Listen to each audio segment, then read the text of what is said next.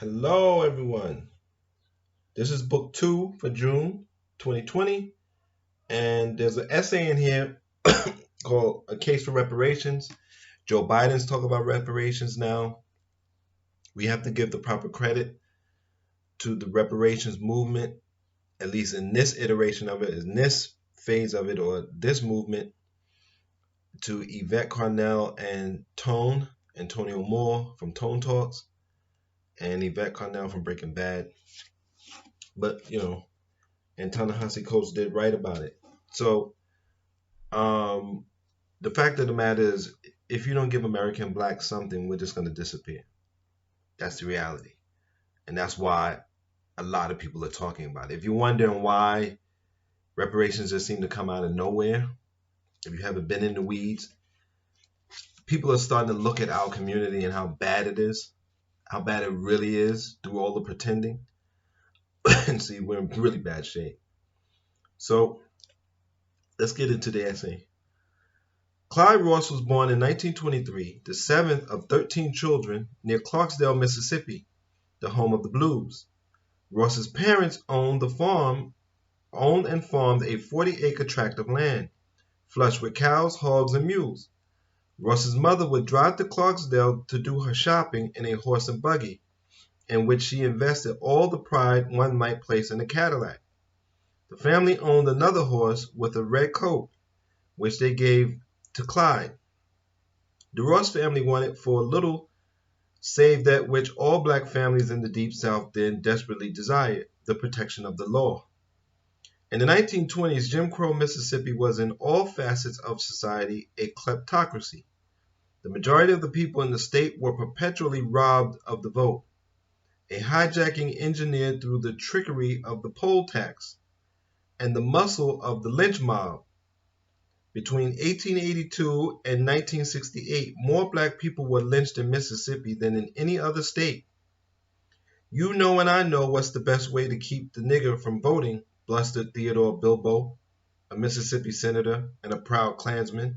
You do it the night before the election. The state's regime partnered robbery of the franchise with robbery of the purse. Many of Mississippi's black farmers lived in debt peonage, under the sway of cotton kings, who were at once their landlords, their employers, and their primary merchants. Tools and necessities were advanced against the return of the crop, which was determined by the employer. When farmers were doomed to be in debt, and they often were, the negative balance was then carried over to the next season. A man or woman who protested this arrangement did so at the risk of grave injury or death. Refusing to work meant arrest under vagrancy laws and forced labor under the state's penal system. Slavery, slavery, slavery. Well into the 20th century, black people spoke of their flight from Mississippi in much the same manner as their renegade ancestors did. In her 2010 book, The Warmth of Other Suns, Isabel Wilkerson tells the story of Eddie Irvin, a spinach picker who fled Mississippi in 1963 after being made to work at gunpoint. You didn't talk about it or tell nobody, Irvin said. You had to sneak away. When Clyde Ross was still a child, Mississippi authorities claimed his father owed $3,000 in back taxes. The elder Ross could not read. He did not have a lawyer. He did not know anyone at the local courthouse. He could not expect the police to be impartial. Effectively, the Ross family had no way to contest the claim and no protection under the law. The authorities seized the land. They seized the buggy. They took the cows, hogs, and mules.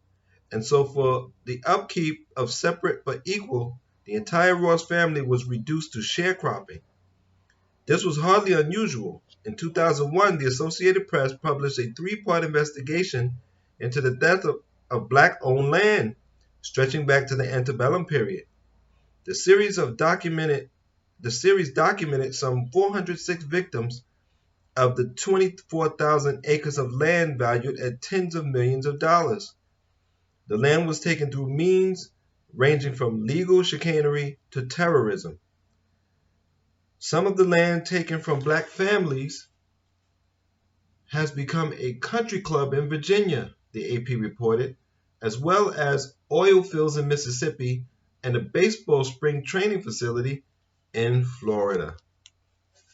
So we're going to continue to read from this essay. It's really good.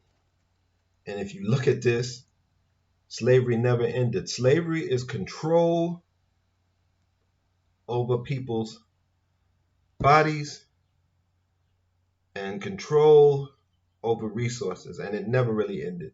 We had short spurts where some people had a little bit of control of their space, but always in fear, which is really not freedom at all. Thank you for supporting me. Until next time, take care of your mind, take care of your body, and please be safe because it's rough out here.